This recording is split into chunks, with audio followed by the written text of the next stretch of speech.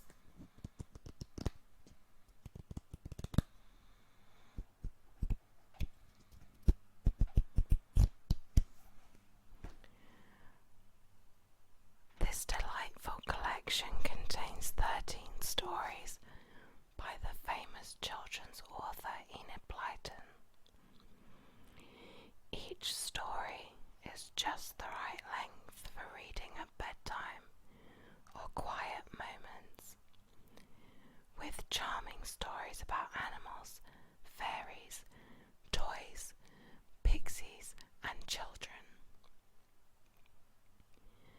Filled with magic and adventure to capture the imagination of all young children, and hopefully adults, and beautifully illustrated with over 100 colour pictures. Classic Enid Blyton stories is sure to be a favourite that children and hopefully adults will enjoy time and time again.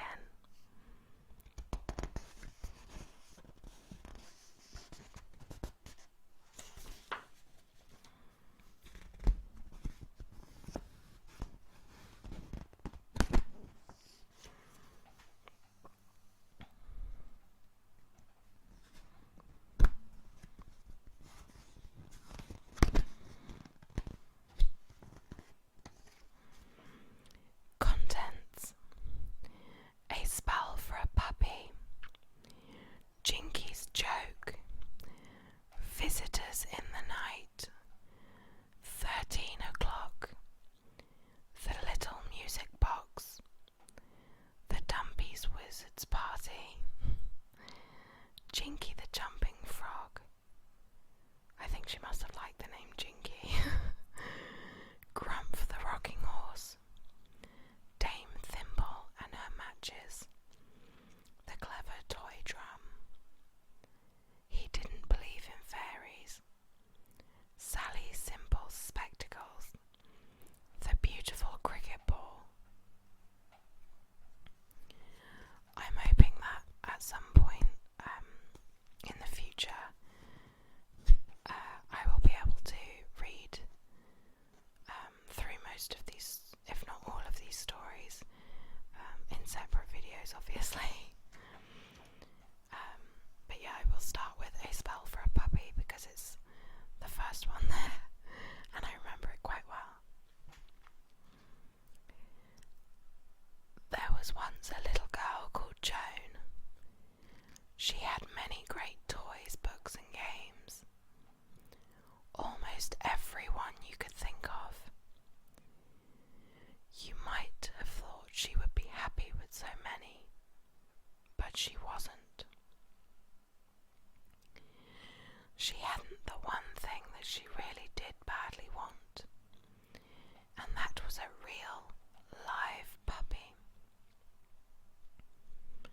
Her mother didn't like dogs in the house, and would never let her have a puppy or a kitten either. "Why do you keep saying you want a puppy to play with?" she often said impatiently to Joan. "You have so many lovely toys, what about your doll's house? You never play with that now, Joan. Get it out this morning and give it a good clean. Take it out into the garden. It is nice and warm there, and it doesn't matter if you make a mess on the grass." Joan didn't want to play with her doll's house. She was not a little girl who was very fond of dolls. She liked running and jumping. She loved animals and birds. She wished she had been a boy, but she was obedient, so she fetched her doll's house and took it out into the garden. She went down the hedge at the bottom, where it was sheltered from the wind, for she did not want all the little carpets and curtains to be blown away. She took everything out and cleaned the house well with a wet cloth. She rubbed up the windows and shook all of the carpets. She polished the furniture and put it all back in its place again. It really was a dear little house. There was a nice kitchen downstairs with a sink and a fine drawing room and a small dining room. Upstairs there was a little bathroom with a bath and a basin. 3 bedrooms opened out of one another, all papered differently, each with their own little carpet on the floor. "It's a pity I don't like this sort of toy as most little girls do," thought Joan, as she arranged all the furniture. "I wish I did, but people like different things, I suppose, and I do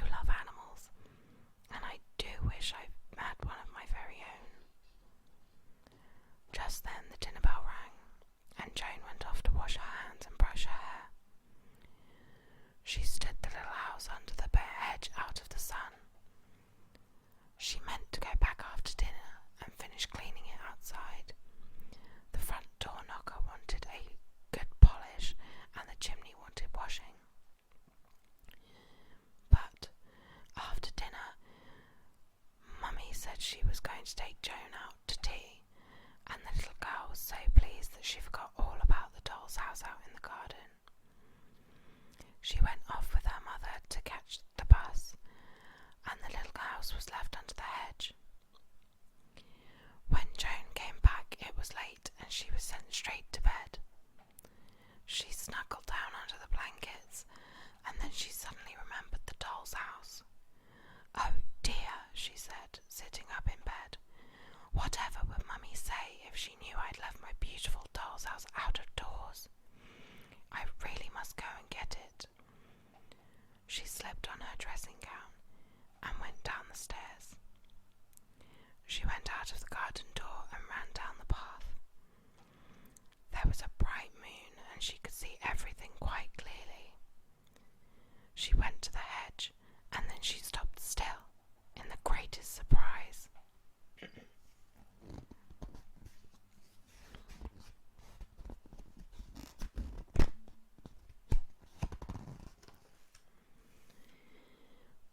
What do you think?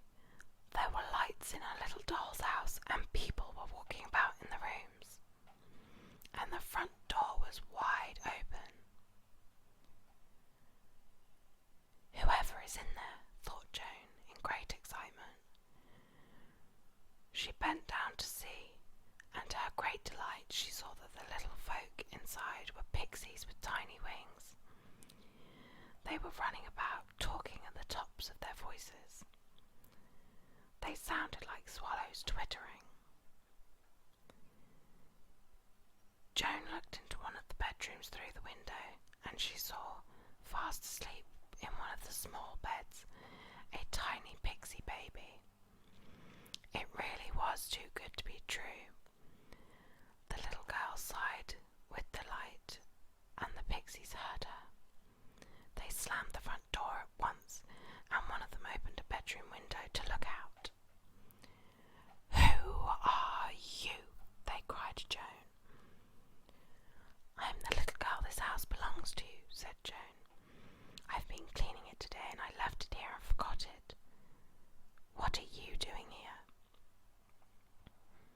"Oh, we found it and thought it would do so nicely for us and our family," said the pixie in a disappointed voice.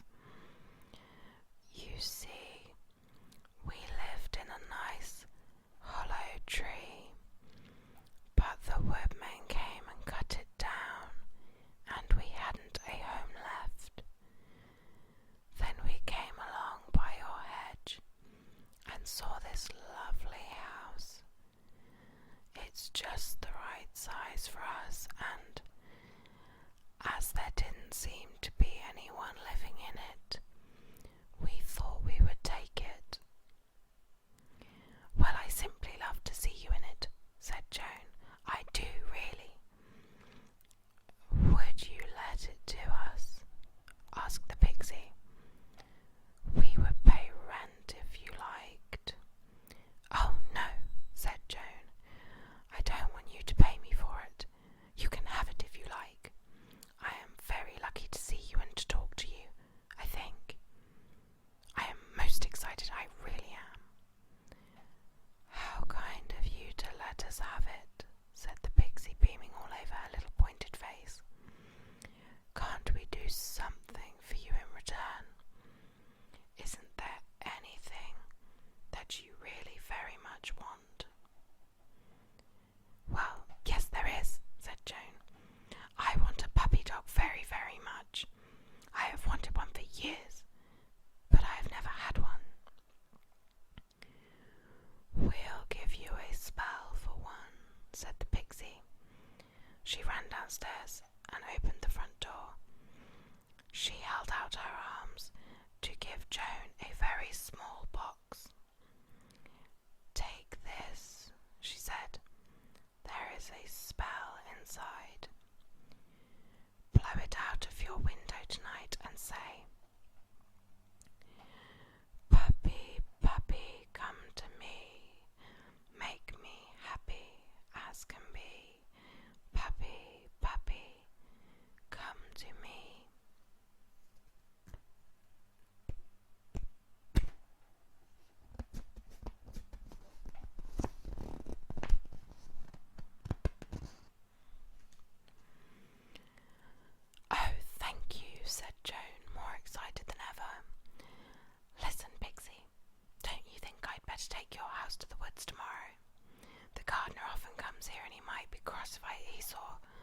I left my house in the hedge. Yes, that's a good idea, said the pixie. We would like to be somewhere in the woods. Will you carry the house there tomorrow morning? We'll show you where we would like it to be placed. Yes, I will, promised Joan. Now, I must go. Good night, and thank you very much. She ran off, looking back to see the little windows of her doll's house lighted up so gaily. She went up to her bedroom and opened the small box. She took out the spell, which was like a tiny bit of thistledown, and blew it out of the window. Puppy, puppy, come to me, make me happy as can be. Puppy, puppy, come to me, she whispered. Then she got into bed and fell fast asleep. And whatever do you think happened next morning? Why, her Uncle Joe came to stay, and with him he brought a small brown puppy in a basket, a present for Joan. Here you are, he said to the delighted little girl. I know you've always wanted a pup, and you shall have one. His name is Sandy. Treat him well, and he will be a good friend to you. Joan was full of joy. She loved the puppy, and it licked her nose and hands, pleased to have such a nice little mistress. She raced down the bottom of the garden with the puppy at her heels. The doll's house was still there, and outside stood all the pixies waiting for her to come. I've got my puppy, I've got my puppy, I've got my puppy, she said joyfully. The spell worked. Now I'll carry your house to the woods. She picked it up and carried it off, the pixies half flying, half running in front to show her the way.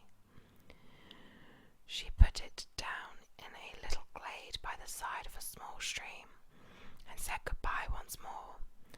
Then she and Sandy raced home again, a very happy pair. And if you should happen to come across a doll's house in the woods, don't touch it, will you? It will be the one belonging to the pixies. They still live there, you see.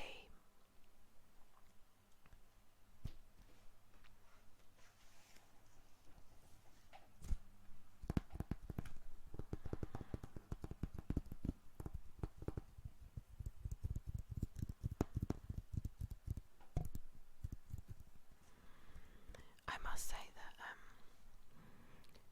if I find a doll's house in the woods, I might go have a look. Because I think that a spell for a puppy is the only way I'm going to get one. For the same reason that Joan was unable to have one. But yeah, I think this story really was really ingrained in my memory of my childhood, because I'm pretty sure it was one of my favourites. And I think stories that, like good stories from our childhood, are usually quite timeless, and they bring back fond memories. And I think that the next story that I will read in a future video is going to be Jinky's Joke.